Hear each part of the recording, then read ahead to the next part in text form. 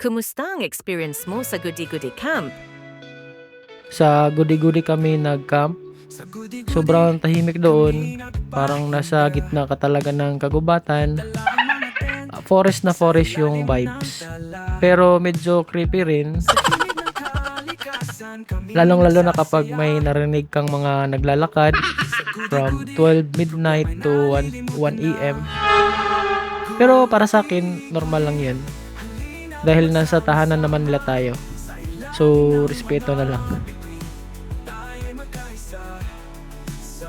Sa kabila ng lahat, sobrang nag-i-enjoy ako. Nakakatuwa dahil maayos yung tulog ko kahit paulan at kunting kulog. Ang lamig ng hangin at ang tunog ng ulan ay parang natural na awit na pangpatulog. Sa Goody-Goody kami nagpahinga.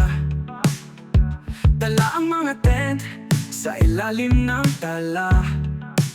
Sa himig ng kalikasan kami nagsasaya. Sa Goody-Goody problema'y nalilimutan na. Goody-Goody, halina't magsama-sama sa ilalim ng mga bituin, tayo magkaisa.